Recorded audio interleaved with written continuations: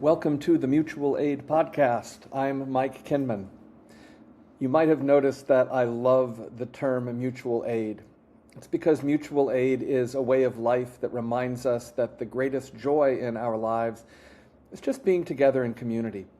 And when we are in community, we share with each other as anyone has need, and we get to listen and learn from each other. And that last part is the reason I've started this podcast. Over nearly 30 years of ordained ministry in the Episcopal Church, I have met countless brilliant, inspirational people who give me different perspectives, who challenge me, who move me. This podcast is about deep listening to those voices. Sometimes it will be about an issue or event happening in the world, and sometimes it will just be a one-off conversation with someone who has intrigued or moved me, and as someone suggested to me just last night, maybe sometimes it should just be me. And because mutual aid is about community, I'd love it if you would let me know if you have any suggestions of people or topics that would interest you. My email is mkinman@gmail.com. You can always reach me there. Now, these first few episodes are a little rough around the edges as I'm still learning how to do this. The good news is that this first series I'm doing on the Voting Rights Act is 3 interviews you are not going to want to miss. I hope you've heard the first 2. With Georgia State Senator Kim Jackson and the Reverend Gail Fisher Stewart. If not, be sure and go back and catch those. And you don't need to do it right now. Each one of these interviews is separate, and so you can listen to this one and then go back and do those. This final one is my conversation today with one of the most powerful thinkers and preachers I know, the Reverend Mark Chase. Now, you might be saying, hey, I thought this was a 4-part series. Well, yeah, it was supposed to be. Remember when I said I was new at this? Well, I had this incredible interview with Janelle Austin, who is the executive director of Rise and Remember the George Floyd Memorial, and also a candidate for Minnesota State Senate. Well, something happened about 9 minutes in, and the studio I'm using stopped recording her and kept recording me, which makes it a less than gripping 30 minutes of me saying profound things like, uh-huh. So I hope to have Janelle back soon to talk about her experience of being in Minnesota during the George Floyd uprising, working to establish the memorial, being on the ground with ICE violence in January, and now running for office. So please stay tuned for that. And for now, sit back, buckle up, and enjoy my time with Mark Chase. Hi, this is Mike Kinman, and welcome to the latest edition of the Mutual Aid Podcast, and we're continuing our really kind of deep listening to important voices about the dismantling of the Voting Rights Act. When something like this month's final gutting of the Voting Rights Act happens, it absolutely impacts all of us, and it especially impacts those among us whose franchise that it was specifically designed to protect. I've been hearing a lot of reactions to the gutting of the act. Many of them are excellent and very practical. And I'm learning that in times of crisis, it's important not only to react, but to reflect, to honor the feelings and deeper ruminations that happen, and to make space for the humanity of those who are most deeply impacted by traumatic events. And so when I was thinking about whose reflections I wanted not only to hear, but I wanted others to hear, well, Mark Chase came to mind right away. Chase is a good friend. He's an associate rector at All Saints Episcopal Church in Pasadena. He is deeply committed to pursuing racial justice and pursuing the real Jesus and helping to dismantle the burdens of white supremacy and the many, many ways it manifests itself within ourselves and communities. As part of his work at All Saints, he's also been active with Unite Here Local 11, which is an amazing union for hotel hospitality workers in the LA area. He has been a leading voice to end the genocide in Gaza and also protect our communities against ICE. He also, and I know of what I speak here, he is one of the best damn preachers you are ever going to hear. So if you're ever in town and have a chance to go to All Saints when Chase is preaching, or check out their YouTube stream, please do that. And he has graciously agreed to share some of his thoughts with us this afternoon. So Chase, thanks for taking some time. I appreciate you, brother. Love you. Thank you for that introduction. How much was that introduction worth? That felt like the platinum package introduction. So I just want to know. All true. Right? From the heart. From the heart. Appreciate you. From the heart. So actually, I was thinking the Voting Rights Act is actually older than you are. Yes. Yeah. Yeah, and so you don't have a memory of, oh, I remember the day that it passed, but I'm wondering what is your earliest memory of the Voting Rights Act? And Mhm. can you share a story or two of maybe how the benefits of it has impacted you? Yeah. Well, I think for me, the way, and I love that question. Thank you for it. I think the best way for me to answer that question is to kind of share a little bit of my story in terms of my existence and my ancestry just here in the United States, which I think is really pertinent to the conversation because I'm actually Afro-Caribbean, right? And I know we've discussed this before. And so just culturally being raised in New York, a child of hip hop, child of the late 80s and 90s. Culturally, there are many aspects of being Black American that I culturally identify with. But my existence here in the United States is relatively new, right? And that's pertinent to this conversation because the Voting Rights Act, the Civil Rights Act, the Disabilities Act, and the Immigration and Nationality Act were all passed relatively close to one another, and they were all part of the same collective wave of resistance that my cousins and ancestors and predecessors here in the United States in the civil rights movement bled and died for. So when I think about that question, the first place I have to start is my existence here in this country, right? Because this settler colonial plantation wasn't trying to mess with Black people who were free to voluntarily come here to exist and be in this space. So for me, it's deeper than an earliest memory. It actually goes back to my immigration to this country from the Caribbean, specifically from Guyana by way of Barbados. And so I owe that to my Black American cousins. I owe that to the very same people who bled and died and were murdered for passing the Voting Rights Act. It's the same wave, the same folks who got the Immigration and Nationality Act passed that eliminated racist racial quotas, right? The same folks who got the Disability Acts passed, right? And I say this all the time, and I know you know this, Brother Mike, but, and this is real, this is not just a cool thing to say, but when Black people are free in America, everybody gets free, right? And Mm-hmm. so this is a solid, actual political reminder of that reality that when Black people get free, everybody's free, right? Because all of this, again, going back to the origins of this nation as a settler colonial uh, plantation, a forced labor camp, right?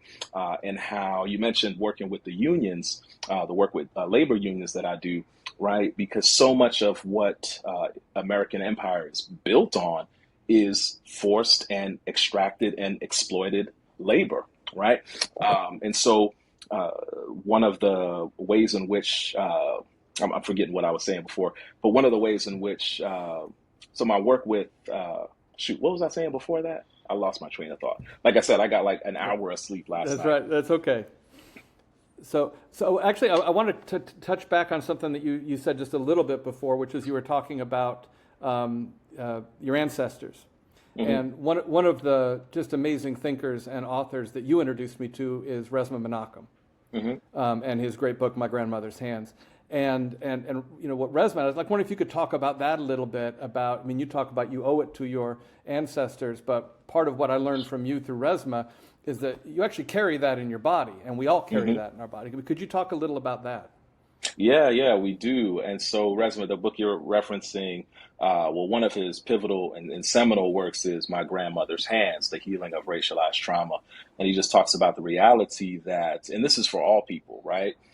And I love that he goes there because this is often so unexamined in this space known as the United States, right?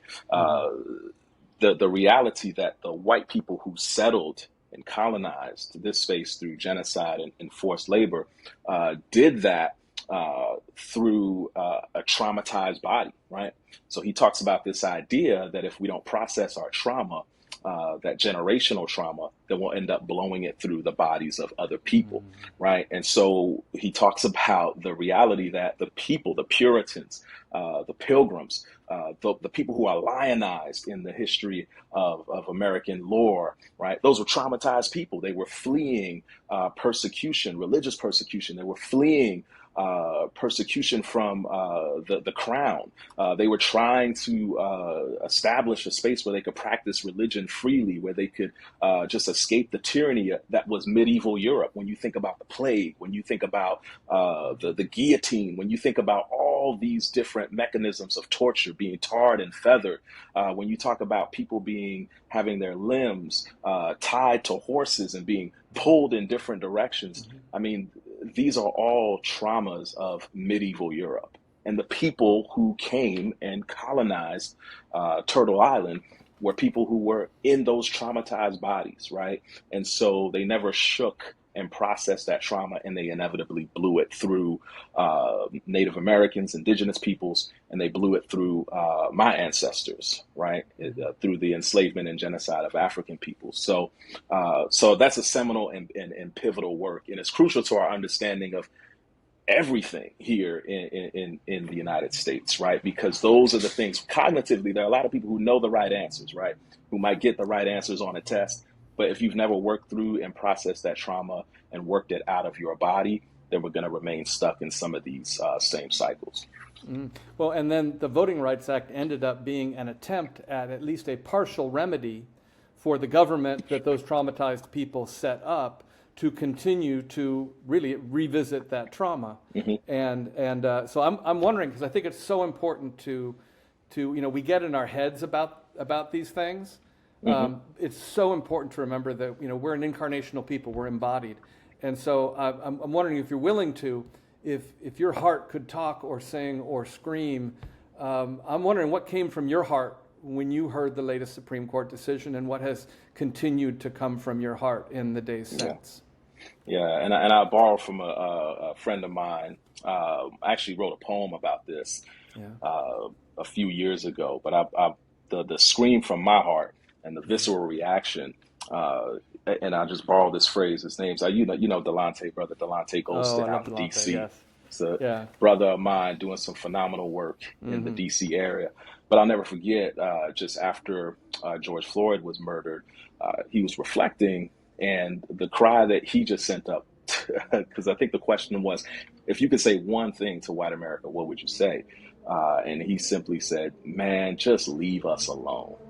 Just leave us alone. And that is the cry that my heart screams in hearing of the final gutting of the Voting Rights Act. Just leave us alone. When you think about the reality that Black people in this hemisphere, and specifically here also in the United States, have just never been left alone by white America. This is another reminder of that, right? When Black folks were empowered and franchised and given the ability to vote, to move about freely, for social mobility and all these different things, Black people were fine, right? We spent so many years and decades trying to pathologize Black people, trying to figure out what's wrong with Black people. But to borrow the words of Ibram Kendi, he said this, he said, the only thing wrong with Black people is that we think there's something wrong with Black people, right? And so when I heard this news, that was the cry. Just another moment in which Black people are not left alone to flourish, to govern ourselves, to have agency and impact, and to fulfill the call of God on our lives, and just to exist as human beings, right? There is this obsession. And again, it goes back to the trauma that we talked about a moment ago that Resmaa Menakem outlines, but there is this obsession in white America of Black people rising up and doing something to threaten or harm the safety, whether it's physical or economic, of white society, right? Now that is trauma. This fear, this obsessive fear that what you did to others will one day be visited upon you. Right. And so because of that fear, because of that trauma that has never been worked out, and also the moral injury, Mark Charles talks about this concept of moral injury in his book, Unsettling Truths. But the reality of what moral injury talks about is you can't dehumanize and oppress a people for 400 years without doing some serious harm to yourself. Right? It might not be on the same level of trauma in terms of having that harm visited upon you. It's not the same thing, right, but it is something, right? And Mm-hmm. so part of that, though, is this obsession that what you have visited upon others will be visited upon you. And so when I heard the news of the Voting Rights Act, and when I think about that and how it's been gutted and how other liberties have been gutted over the years, it comes back to that original obsession, right? Black people Mm-hmm. just cannot be left alone, because if Mm-hmm. we were left alone, oh, one day all of these sins and all of the implications and the consequences and the ripple effects might one day come back on white society. So we have to keep them quarantined. We have to keep them down. We have to keep them oppressed. We have to keep them over there where they belong, in their place, right? And so that's my cry. Just Mm-hmm. leave us alone. We will be fine. We will be Mm-hmm. fine if we are just left alone. But throughout the history of this nation, Black folk have never been allowed to just exist, to be left alone, to flourish and to enjoy life. I hear the frustration and exhaustion, there's so many ways we could go with that. Something that just jumped into my head as I was talking to our mutual friend Gail Fisher Stewart yesterday, and she said something that I could just feel the pain in her voice when she said this and she was talking about her grandchildren, and she said, "My grandchildren will have fewer rights than I have." Mm-hmm, And mm-hmm, I think about you as a father. You've got two just mm-hmm. beautiful, powerful, smart as a whip boys. What is this? How does this impact you as a father, you as a parent? Yeah, no, that's a great question. It's funny, my 6-year-old yesterday was just reflecting. I forgot what we were talking about. Oh, actually, I made an album a few Uh-huh. years ago, a Yeah. poetry and hip hop album, and Yeah. then the boys wanted to listen to it, and so I pulled up iTunes and some other streaming platforms, and apparently it had been pulled from all these other streaming platforms, and I didn't couldn't figure out why. I wasn't notified of that. And then my 6-year-old Elijah, he just kind of sighs and says, "Man, people are always so rude to Black people," right? And so Mm. even at Mm. 6, Yep. and my He's got oldest it. is 8, right? They have Yeah. this understanding and this sense of, okay, something's not right here, right? And so I think about Mm-hmm. that all the time. It's a sobering reality that yes, they're growing up in a world that is going to be far different than the world that made it possible for me to be here. When I think about that, right, the world that made it possible for my family to immigrate here is a world that will not be as possible for them uh, when they're my age, potentially, right? And I say that Mm-hmm. potentially because Mm-hmm. there's nothing inevitable about evil. There is nothing inevitable about the powers that be. And I keep going back to this concept. I lean on it all the time. But all power is consensual. The only Mm-hmm. power the powers that be have is the power we allow them to have. And so that thought is a terrifying thought. I'm not even going to front. It's one Mm-hmm. Mm-hmm. that it takes me to some real places where I'm really wrestling with choices that I've made and all these different things. And when I look at them, there's times when I get emotional and I think about the world that they're inheriting. And at the same time, it's not inevitable that they will inherit a world with less. There's another way it can be Mm-hmm. viewed, right? I think about Rebecca Solnit. She has this wonderful book Mm. called Hope in the Dark. It's one Yep. of my favorite books. Yep. It's a seminal text for me. I go back to it time and time and again. And there's this one metaphor that she uses that I just can't forget. Think about all the time. But she says there's two types of darkness. There's the darkness of the grave, and then there's the darkness of the womb, right? Mm-hmm. And so this darkness can also be interpreted as the darkness of the womb. And as a person of faith, and specifically my faith tradition is Christianity. That's my specific faith tradition. I believe in this thing called the resurrection, in Mm-hmm. which Christ was raised from the dead. Right, it was raised, and I love it. It says it in Ephesians. There's a scripture where it says that God raised Jesus from the dead, right, through the power of the Holy Spirit, right. Mm-hmm. And so I love that version and how it puts it, because what it lets me know is that the only difference between a tomb and a womb is the presence of God, Mm. right? And if the presence of Preach God can that. get in that space, a tomb can be shaped Mm. into a womb, right? And, Mm. and, and again, leaning on the words of Octavia Butler, where she says, we have to shape change. We Mm-hmm. have to shape change. And so the gutting of the Voting Rights Act, the descent of fascism, in our communities. All these things come to us in the shape of the tomb, but with the presence of God, if we collaborate and if we don't give into despair, if we connect in networks of mutual aid. I love even the title of this podcast and of this space that you're creating. Through all these collective acts of resistance, we welcome in the presence of God. And through that, I have to believe that we can shape what was meant to be a tomb into a womb where new life and new beginnings can emerge. I have to believe that as a person of faith. So. Yeah, well, and sort of taking that image, it's such a powerful image. There are lots of different ways and in different circumstances that birth happens, and so the vision of the heavenly Jerusalem, of the beloved community, of whatever we want to call it, where there is no difference, no Jew nor Greek, no slave nor free, but all are one in God, in the presence of Christ. What I wonder is, like, you and I both work with people younger than us. That group is getting bigger and bigger for me every day. But one of the conversations I often have, and especially the last 10 years, particularly with activists, is there are activists who are absolutely committed to working by voting and in the system and things like that, and others who, way before what happened this month, have given up and have just said, we're not giving up on change, but we're giving up on change working through what is essentially they've seen as a rigged system, and that is before the Voting Rights Act was completely gutted like it was. It had still been gutted gradually since 1980. I'm wondering, sort of, where are you personally? Do you have conversations with younger people, with activists? Where is that tension between continuing to work in the system and then saying maybe we just got to find another way to have this child be born?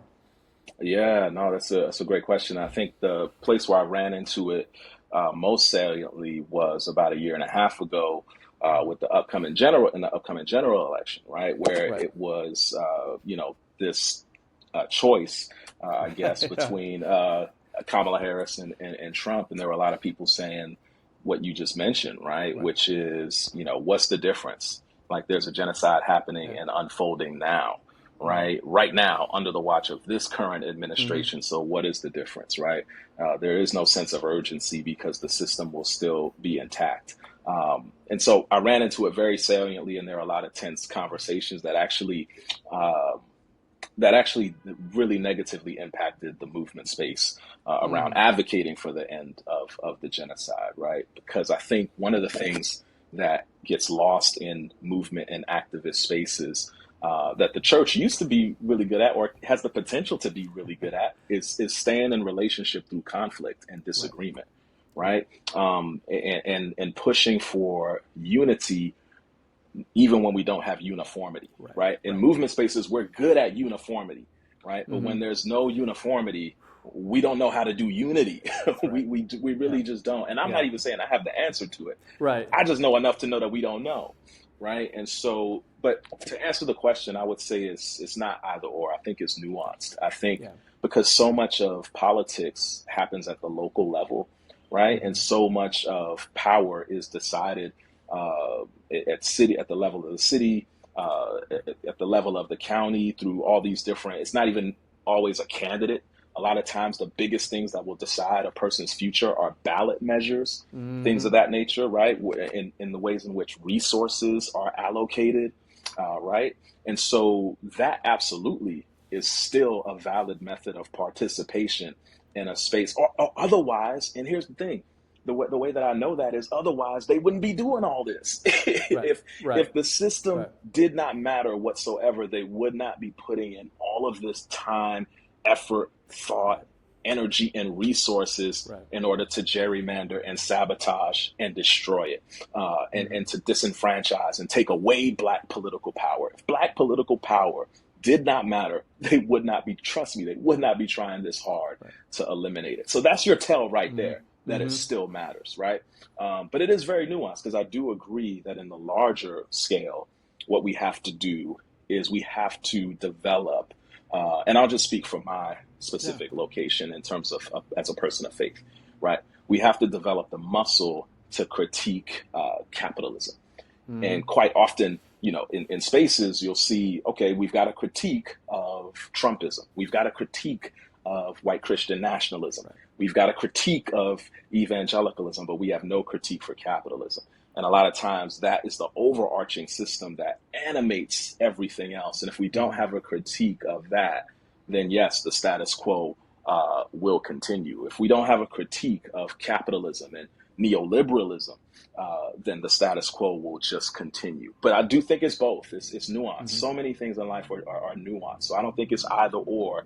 It's we have to abandon this system and push for a whole scale change. I think we push for a whole scale change, but there are still many, many spaces where we need to push to maintain our political power, or else, because if it didn't matter, they wouldn't be trying this hard to destroy it. So, Amen. all right, that's Well, always and a tell. Yeah, and well, I mean, and like, I'm just going to put a pin in the critique of capitalism, because you and I have talked about that a lot, and that we're going to have, and I'm going to invite you back, and we're going to do a lot more on that, because I think that's that absolutely impacts the lack of choice we have at the ballot box. Because we don't have candidates that will Absolutely. do that in generally. So, I'm a big believer that whenever you exclude voices, and I love Otis Moss's phrase, lived expertise, from the table, from the conversation, everyone is poorer. Right. And there's a different kind of poverty when you are the voice being excluded. And so if you could tell people like me who have never felt disenfranchisement, one or two things, what would it be? What would those things be? Oh, and this will connect back to what I think I was trying to say earlier. Okay. For folks who've never felt disenfranchisement, I would just simply say, get your popcorn ready, because it's coming to a theater near you, right? And this is what I meant, what I was going to say earlier. When Black people get free, everybody gets free, right? So imagine there's a bully walking up and down the block, and this bully is just beating people up. But this bully's only beating up Dallas Cowboy fans, right? I don't like the Dallas Cowboys, so I'll use them as an easy example. Or the Indiana Pacers. I don't like those. I got a tier. Or the Boston Red Sox, Houston Astros, right? This bully is just harassing people who like these teams, right? And you're okay with it. You're like, you know what? I'm not a fan of the Boston Red Sox. I like the New York Yankees. I know that's God's favorite team, so I root for the Yankees, right? And you're not concerned with it, right? But then one day this bully wakes up and he's got a bad day. He's had a bad day, and he's the same with the same weapons that he was beating up the Red Sox fans. All of a sudden he has a bad day, and now he's like, you know what? I want to beat up some Yankee fans. Yeah. And because you didn't care and take care of it when he was beating up Red Sox fans, now he has the same power to do that to you. Right. And so what I would say to folks who haven't experienced that is get your popcorn ready. It's coming to a theater near you.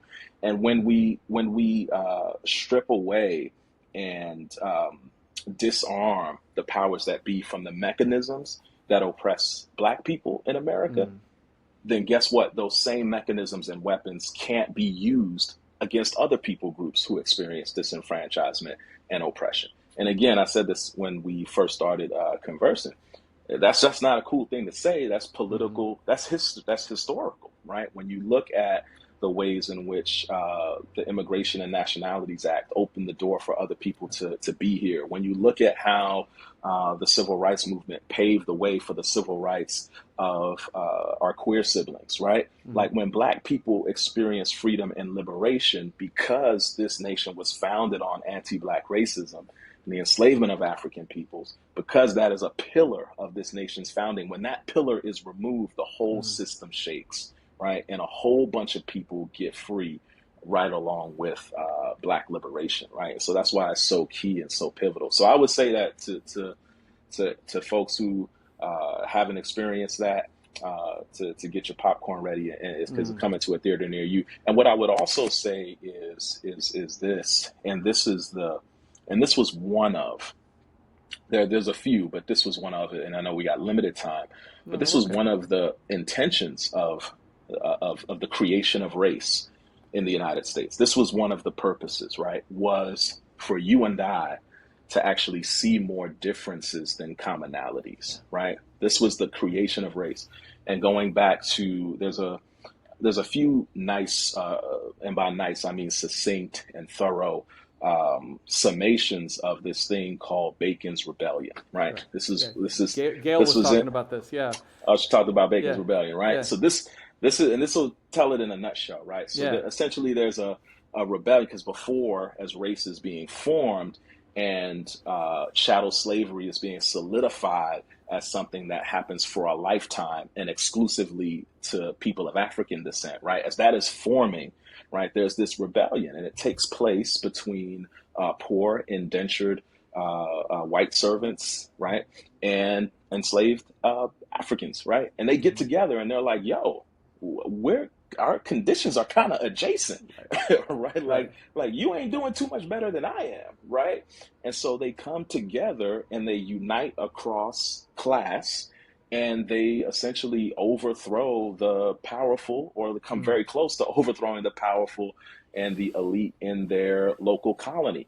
And this was in Virginia, and they said, "Oh, heck no, we can't have that." Mm. And right after that, you started to see a stronger codification of what it meant to be white versus what it meant to be black, who Mm. was enslavable and who was enslavable for a lifetime, right? Mm-hmm. And because prior to that, you could have a white indentured servant and they could, oh, I'm going to get my freedom. I'm going to get a little cottage somewhere after 5 years, and there was a little bit of that happening for enslaved Africans. There were some moments where African peoples were not enslaved for the entirety of their lifetime, and that wasn't passed down. So these things were a little bit more fluid than they turned out to be. But Bacon's Rebellion was a watershed moment because it Mm. was the white society said, the ruling elites of white society. That's very important to know, right?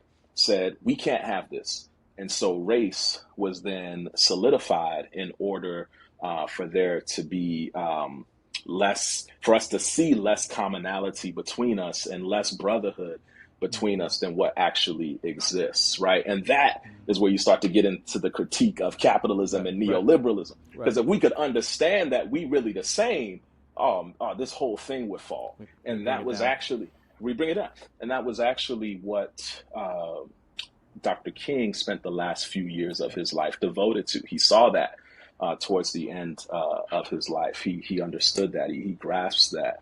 And so that's what I would say. Like we got a lot more in common than you would think. Mm. But race specifically is this invention, and one of its purposes is for us to never see that. Mm.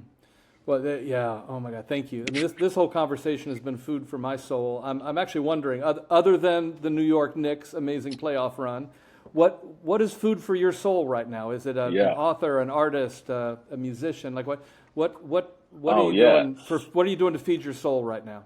Oh, let me right now, let me show you. Yeah. There's a few things. Well, one, we were talking about this before the episode started recording, but one thing is our family, we just got a little Shih Tzu puppy. Yeah. His name Yeah. is Pebbles. He Oh keeps me boy. up at night every now Yeah. and again, but he's awesome. He's just Oh, a that's little great. bundle of joy. And then right here, this has been holding me down. I got a Oh, couple Andrea Gibson. Pole Dance into Gospel. Oh, it's a This is great book. this one, and then You Had Better Be Lightning. So Mm. their poetry's been holding a brother down. Mm. My kids Yep. do this little thing in the backyard called Daddy Roller Coaster, where they'll just jump on me and I'll Oh just flip man. them upside down. Oh As they man. get older, and as I get older, it gets Mm. harder and harder for me Oh yeah. to just do that for anything longer than a minute. But that brings a brother a lot of joy. Yeah. And so, yeah, it's just a whole lot of little things scattered throughout that are feeding a brother right now. There you So go. conversations like this, Yep. where we can connect with like-minded folks, and definitely my New York Knicks. So There you that's go. that's holding me There you down go. right now. Want to give you the last word? Anything that you want to just sort of tack on? Oh gosh, yeah, just be good to yourselves. I mean, the disorientation that we are feeling right now is absolutely intentional. And the lack of equilibrium that we feel right now, the lack of connectedness, all of that is intentional. So just be good to yourself. Drink lots of water, take deep breaths, Just do things that cultivate joy. Take care of yourself. Take care of one another.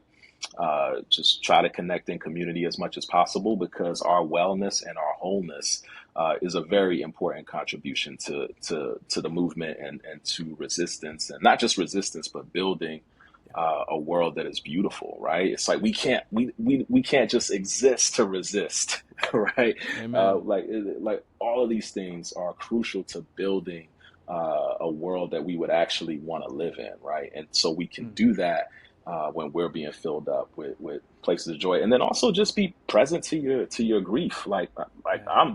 I'm a hot mess on a good day these Yep. days. You know what I mean? It's just Yep. I don't know anybody right now who's having a good time, you Yep. know. And so just be present with your grief, and Mm. be present with your pain.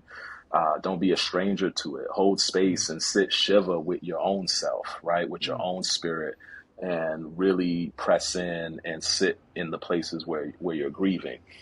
Because one thing, it's the systems want us exhausted, but then also the flip side of that is to be entertained, right? And to Mm. be distracted with all the Right. myriad of things that we can Oh distract yeah. ourselves with in order to not be present to our pain and to our suffering. So, yeah, I know that's a lot of last words, but you No, that's probably knew good. that about me, that That's there would be a okay. lot of last It's all words when you good. asked it, Yeah. but that's what I would say.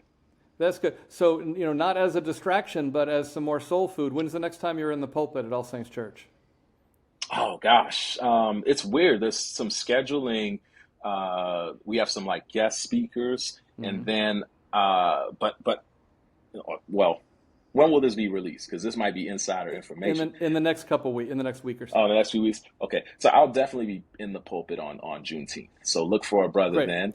Okay. That'll be the next one that you could kind of hang your hat on. So we That's celebrate great. that here on Sunday, June 21st. So come through and check a Fantastic. That's brother out. allsaints-pas.org. You can find All Saints on Facebook and on their YouTube channel. 10 o'clock Sunday morning on Juneteenth. Look for Mark Chase in the pulpit. Chase, it is always a pleasure. I love you. Appreciate you, brother. Love you Okay. too. All Talk to you right. later. Bye. Peace. Go Knicks.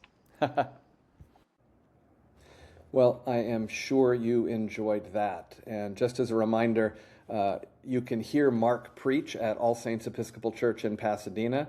Check out their YouTube channels. You can go back there and review and find some of his old sermons. And you just want to keep following him. He has his own Substack, and so please look for that and check that out. This ends our series on the Voting Rights Act, but this doesn't end the podcast. We're just getting started. Got a couple ideas that are running through my head right now for what's next. Please send me your ideas. Again, mkinman@gmail.com. Looking forward in the next couple weeks to being in Nashville, Tennessee for the National Education Conference, really the Global Education Conference for Thistle Farms. I know I'll have a chance to talk with some interesting people there.